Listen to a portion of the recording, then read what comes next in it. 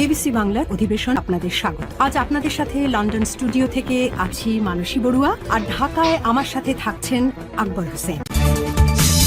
এই মুহূর্তের গুরুত্বপূর্ণ সব আপডেট নিয়ে শুরু করছি আজকের আন্তর্জাতিক সংবাদ।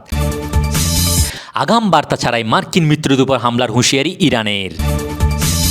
এরপর থাকছে মার্কিন হামলার শঙ্কায় ইরান, নতুন বিক্ষোভে ক্ষমতা হারানোর ভয়। আরও থাকছে ভয়ঙ্কর রণকৌশল নিয়ে আসছে চীন, যুক্তরাষ্ট্রের জন্য বড় চ্যালেঞ্জ। এবং সর্বশেষ থাকছে আবারও ইউক্রেনে হামলা শুরু করল রাশিয়া। এতক্ষণ শুনছিলেন সংবাদ শিরোনাম, এবার বিস্তারিত শুরু করার আগে একটি অনুরোধ, ভিডিওটি ভালো লাগলে একটি লাইক দিন, বাংলা নিউজ অল ফলো এবং সাবস্ক্রাইব করুন এবং কমেন্ট করে জানিয়ে দিন আপনি কোন জেলা বা কোন স্থান থেকে আমাদের দেখছেন ও শুনছেন। আগাম বার্তা ছাড়াই মার্কিন মিত্রদের উপর হামলার হুঁশিয়ারি ইরানের।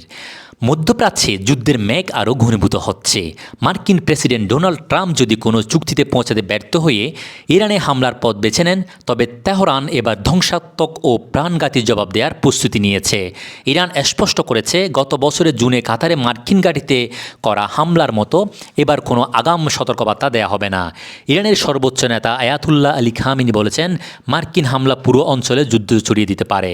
এর প্রতিক্রিয়ায় শনিবার রাতে ট্রাম্প বলেন, আমাদের শক্তিশালী জাহাজগুলো তাদের খুব কাছেই অবস্থান করছে। আশা করি আমরা একটি চুক্তিতে পৌঁছাতে পারব, আর না হলে সময় দেখাবে কে সঠিক।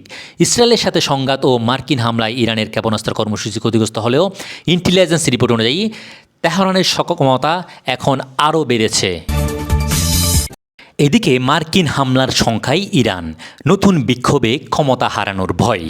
যুক্তরাষ্ট্রের সম্ভাব্য সামরিক হামলা ইরানে নতুন করে সরকার বিরোধী বিক্ষোভ উস্কে দিতে পারে।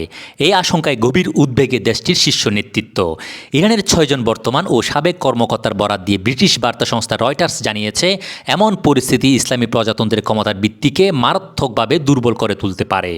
সূত্রগুলো বলছে, উচ্চ পর্যায়ের বৈঠকে কর্মকর্তারা সর্বোচ্চ নেতা আয়াতুল্লাহ আলী খামেনিকে সতর্ক করেছেন, সাম্প্রতিক রক্তক্ষয়ী দমন পীড়নের পর জনক্ষোভ এমন পর্যায়ে পৌঁছেছে যে কেবল ভয় দেখিয়ে আর নিয়ন্ত্রণ সম্ভব নাও হতে পারে। 4 জন বর্তমান কর্মকর্তা জানিয়েছে, অনেক ইরানি আবার রাস্তায় নামতে প্রস্তুত, আর যুক্তরাষ্ট্রের সীমিত হামলাও সেই ক্ষোভকে আরও উস্কে দিতে পারে।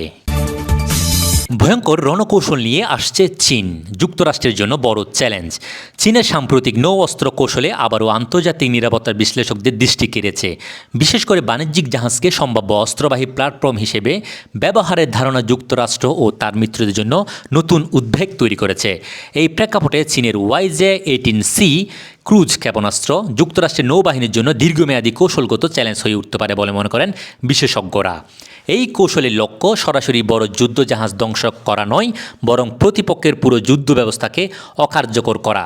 আধুনিক যুদ্ধে আলাদা জাহাজ নয়, বরং কমান্ড ও কন্ট্রোল নেটওয়ার্ক, গোয়েন্দা ও নজরদারি ব্যবস্থা, লজিস্টিক সাপ্লাই চেইন এবং দ্রুত সিদ্ধান্ত নেওয়ার সক্ষমতাই মূল শক্তি। চীনের সামরিক পরিকল্পনাবিদদের ধারণা, এই সব সংযোগস্থলে আঘাত হানতে পারলে শক্তিশালী যুদ্ধজাহাজ অক্ষত থাকলেও পুরো বাহিনী কার্যত অচল হয়ে পড়তে পারে।